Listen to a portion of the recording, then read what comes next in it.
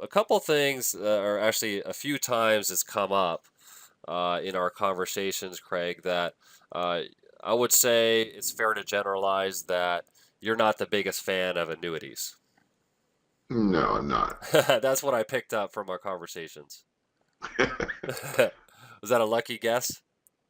That's a lucky guess. Uh, it would never be my first choice. It would be the very bottom of options that I Bottom could of the choose list. from. And Yeah. take us through, because a lot of people have strong feelings either way on that particular product. You know, some people really love them, or they seem that they love them or profess to love them. Others are, and a lot of certified financial planners, such as yourself, really don't like them. Yeah. Why, in your book, why is an annuity not a good fit in most situations?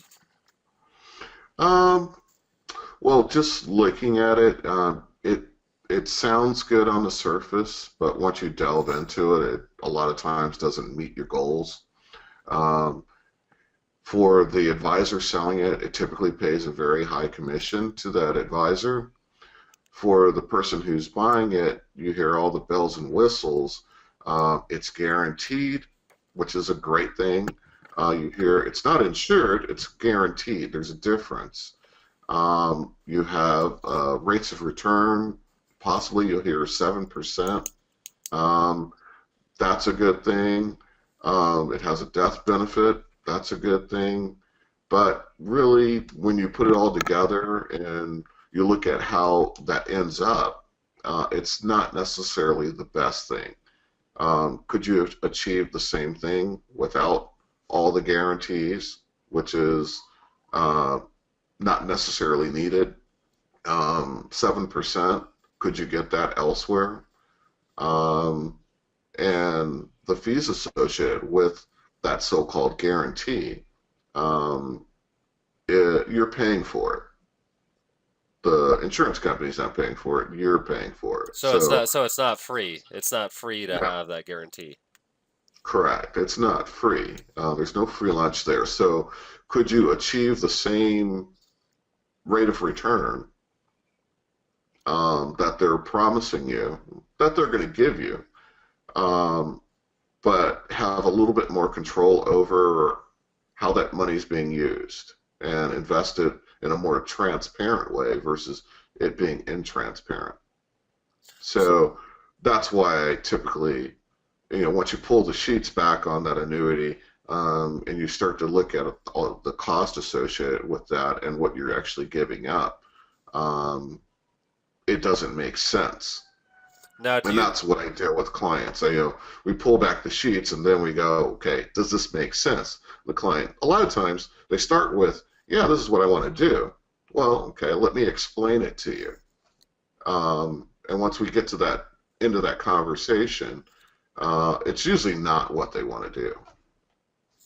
And what? So the a cost and a high cost is something that you object to about the products, but then you're pointing out the loss of control. And do you mean like loss of control in terms of the person can't really access that money for a long period of time? Well, yeah, it's you lose control because if you have to pay a penalty of 10 or 12% to take your money out of an investment in the event that you want to use it for some other venture, is pretty hefty. So, you're paying a 10 or 12% penalty to gain access to your own money. And we've talked in this interview series about some of the issues that particularly pertain to the African American community, and how you're one of the top advisors in that community. How do you think that annuities with regards to the African American community, is it more so like sold to and within that community, or is it the same like across any ethnicity? Well, I think a lot of times, annuities are sold, and they're sold in a very emotional way. They're going to tell you it's guaranteed. They're going to show you a high rate of return, potentially, and with the ability that you're not going to lose any money. So those are the ways in which they're sold. But the reality is that if you take that money out of that annuity, say within the first 7 to 10 years, you're going to lose money because you're going to pay a penalty to take your own money out, a 10% penalty, typically. It might be even higher.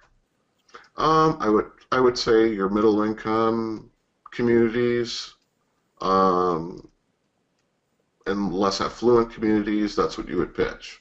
Um, if you're in Malibu or maybe on the west side, you could pitch it, but it's not going to get sold because of exposure to other things. It's really what's been exposed to the community as an investment alternative.